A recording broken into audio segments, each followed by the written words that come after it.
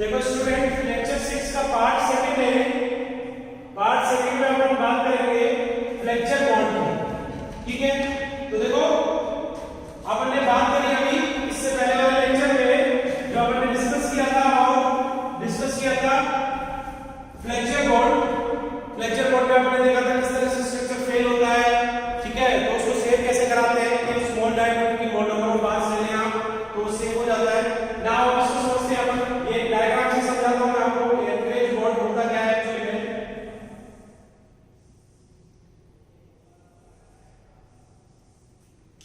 देखो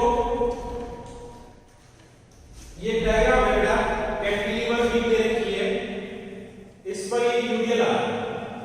अब cantilever beam में क्या होता है, देखो अगर आप समझे कैंटिलीवर बीम में इस तरह से यूडियल आता है, इस तरह से बेंडिंग मोमेंट आता है, तो टेंशन टॉप में आती है, कंप्रेशन नीचे आता है। तो कैंटिलीवर में जो रेनफोर्समेंट है वो आपको टॉप में प्रोवाइड कराना पड़ता है। तो टॉप में जब रेनफोर्समेंट प्रोवाइड कराते हैं तो ये अपने टॉप में रेनफोर्समेंट प्रोवाइड कराते हैं, ठीक है। तो ये आपका रेनफोर्समेंट है। अब क्या होता है बेटा कैंटिलीवर बीम में, इस पॉइंट पर क्या होता है, जैसे कि इतना सेक्शन था, आपने कहा कि सर मेरे इतना सेक्शन है, इसका रेनफोर्समेंट प्रोवाइड करना, लेकिन इस सेक्शन में हमने पढ़ा था कि ये क्रिटिकल सेक्शन होता है, सबसे ज्यादा क्रिटिकल सेक्शन होता है। तो इस पर स्ट्रेसेस जो होती है बहुत ज्यादा होती है, तो स्टील में उतनी स्ट्रेस डेवलप नहीं हो पाती है। तो स्टील में सेव कराने के लिए आपको स्टील की लेंथ बढ़ानी पड़ती है। एल लेंथ आपने, तो ये एंकरेज लेंथ हो गया, एंकरेज लेंथ।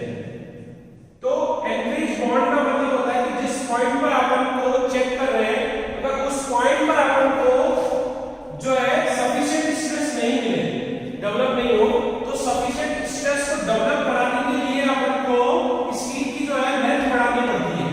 तो उसको एंकरेज लेंथ बोलते हैं, और इसके सब्जेक्ट में जो बॉन्ड होता है उसको एंकरेज बॉन्ड बोलते हैं, ठीक है। तो यहां पर इस सेक्शन पर स्टील में जो है स्ट्रेस डेवलप हो जाएगी, वो एफएसटी हो जाएगी, ठीक है। एफएसटी स्ट्रेस डेवलप हो जाएगी। तो यहां से देखो, इसको लिखते हैं, देखो this bond stress develop, this bond stress develop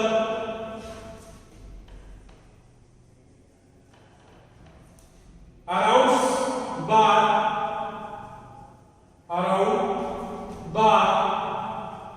to provide proper anchorage, to provide proper anchorage, to provide proper anchorage, so that reinforcement attains its desired stress. In above figure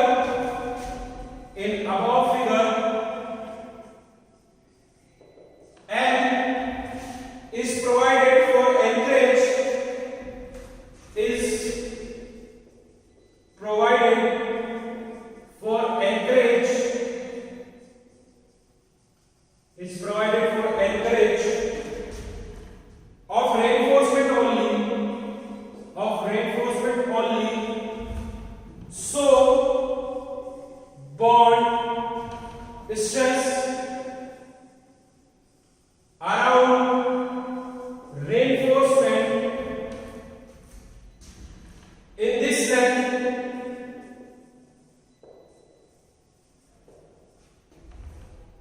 is anchorage bond.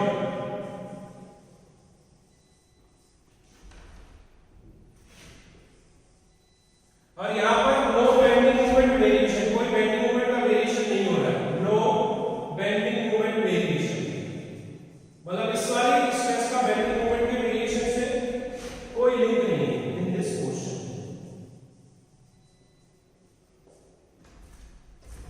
तो this bond stress develop around the bar to provide proper anchorage, कि proper anchorage बांधने के लिए proper encourage होना चाहिए।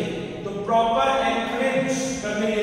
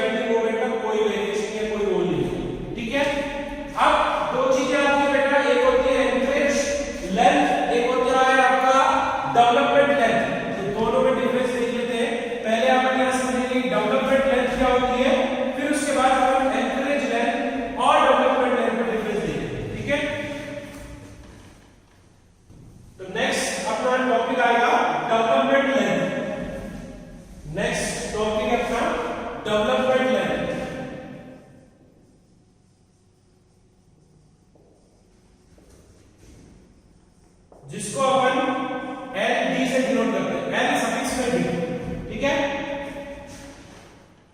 तो इसका diagram बना देते हैं। देखो ये कोई कंक्रीट का एक ब्लॉक है, इस ब्लॉक में मैंने एक रेनफोर्समेंट प्रोवाइड करा है, ठीक है। सपोज करो मैंने ये रेनफोर्समेंट इस ब्लॉक में डाला, ये रेनफोर्समेंट। अब यहां से यहां तक की जो लेंथ है एल डी, इस पर जो स्ट्रेस डेवलप हो रही है, सर्कमफेरेंशियल स्ट्रेस, उसको लेकर से एक tau equals to upon tau BD लेंगे। ये फाई इसका डायमीटर है रेनफोर्समेंट का, और इसमें जो स्ट्रेस है वो है एफ एस टी, ठीक है। अब नाउ देखो, सबसे पहले इसकी डेफिनेशन देखते हैं, फिर उसके बाद अपन आगे देखेंगे। Minimum length of reinforcement is required to embed in concrete for development of permissible stress of reinforcement. Minimum length of reinforcement, minimum length of reinforcement required to be embedded in concrete, required to be embedded in concrete, embedded in concrete for development of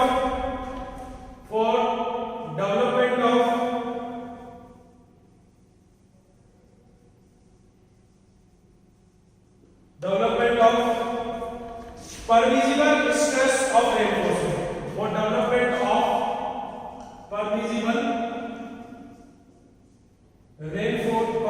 stress in reinforcement, और permissible stress in reinforcement FST की value क्या हो जाएगी, equal हो जाएगी 0.87 F, ठीक है। तो अब देखो, ये वो मिनिमम लेंथ है जो आप कंक्रीट में प्रोवाइड कराओगे ताकि स्टील के अंदर जो स्ट्रेस है वो 0.87 Fy तक पहुंच जाए, ठीक है। तो उस मिनिमम लेंथ को अपन जो है डेवलपमेंट लेंथ बोलते हैं, और जब ये डेवलपमेंट लेंथ हो जाएगी तो स्टील में जो स्ट्रेस टाउ बी डेवलप है वो किसके बराबर हो जाएगी, टाउ बी परमिसिबल, ठीक है। तो स्टील में जो स्ट्रेस बोलेंगे वो टाउ बी परमिसिबल बोलेंगे। अब यहां लेफ्ट हैंड साइड और राइट हैंड साइड की टर्म को बराबर कर देते हैं। जैसे स्टील पर एक टेंसाइल फोर्स लग रहा है, तो टेंसाइल फोर्स का एरिया फोर्स हो जाएगा pi by 4 phi square into में एफएसटी, स्ट्रेस इनटू एरिया। और इधर साइड में जो इस पर फोर्स लग रहा होगा वो क्या लग रहा होगा, सर्कमफेरेंस पाई फाई सर्कमफेरेंस इनटू में लेंथ एलडी इनटू में स्ट्रेस टाउ बी, ठीक है। तो पाई से पाई कैंसिल हो जाएगा, पाई से पाई कैंसिल हो जाएगा, तो यहां से टाउ एलडी का रहेगा, एलडी आ जाएगा 5 इनटू 5 बचा इनटू एफएसटी अपॉन में 4 टाउ बी, ठीक है, बराबर इसको एलडी हो जाएगा, एलडी।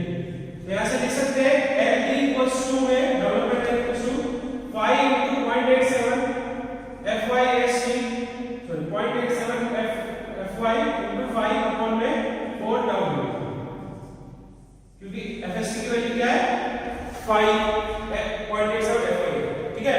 तो यहां से ये एलडी का फार्मूला निकल गया। अभी अपन ने थोड़ी देर पहले मैंने आपको बताया था कि एक होती है एनकरेज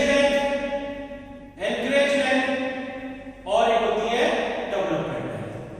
तो एनकरेज लेंथ में बेटा स्ट्रेस होगी एफएसटी और डेवलपमेंट लेंथ में स्ट्रेस होगी एफएसटी, जिसकी वैल्यू होगी 0.87। तो अगर इसकी स्ट्रेस बेस पे वैल्यू जो है 0.87 Fy से कम रहती है तो उसको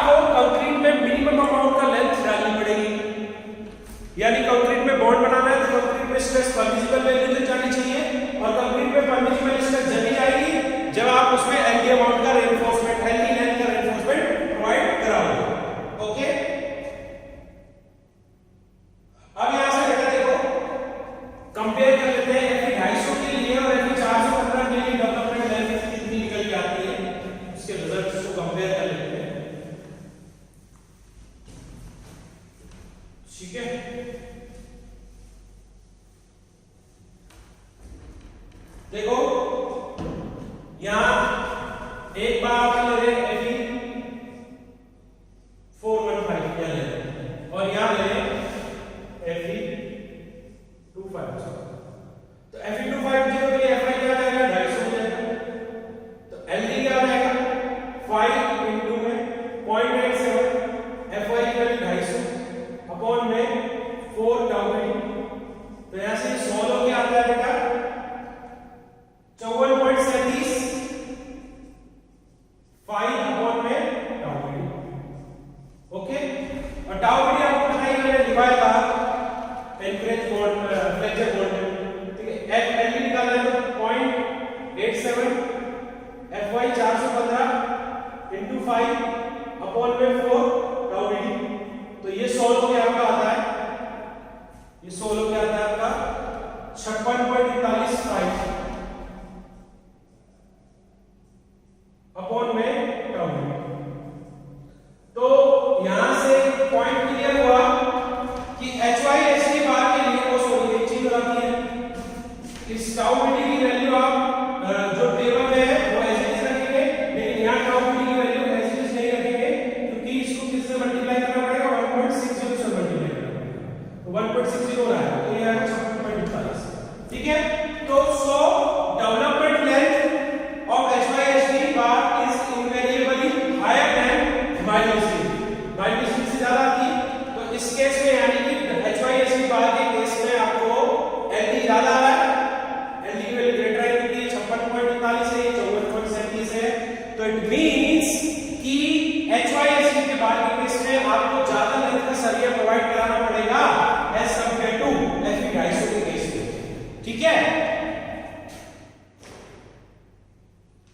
आप ये बॉन्ड के लिए देख लेते हैं कि कब कब ये फेल होता है, फेलियर मैकेनिज्म क्या क्या होता है, किस वजह से आपका जो है बॉन्ड फेल हो सकता है। तो नेक्स्ट है bond failure mechanism. Bond failure mechanism कब कब आपका बॉन्ड फेल हो सकता है। देखो, पहला चांस होगा कि आपका ब्रेकअप हो जाए of addition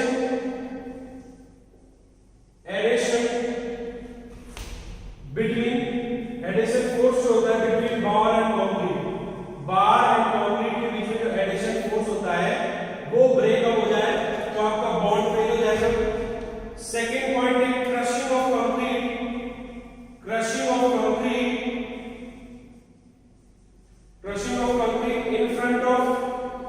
in front of ribs of बार के सामने की कंक्रीट जो है क्रश हो जाए, या लॉन्गिट्यूडनली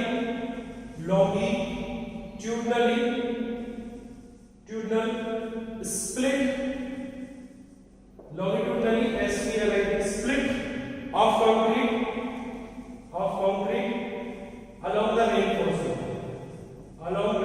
reinforcement के along कंक्रीट जो है स्प्लिट हो जाए दो पार्ट, ठीक है। और फैक्टर इनहेंसिंग बॉन्ड स्ट्रेंथ, तो बॉन्ड स्ट्रेंथ को बढ़ाने के कौन से फैक्टर होते हैं वो देख लेते हैं। Factor enhancing bond stress, factor enhancing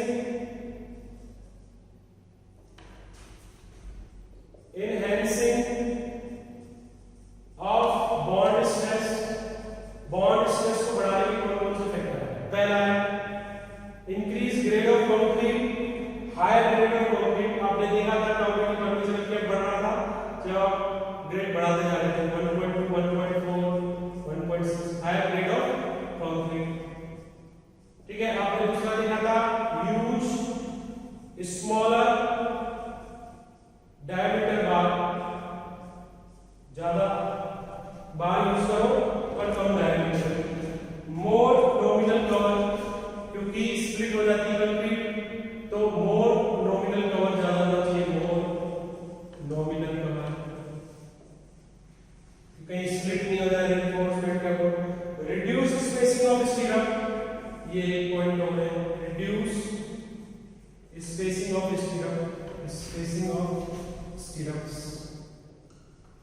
ठीक है, ये पॉइंट है बेटा जिससे आप बॉडी स्ट्रेस को बढ़ा सकते हैं। ठीक है, तो ये आपका जो है दोनों में डेवलपमेंट लेंथ और बॉन्ड स्ट्रेस। ठीक है।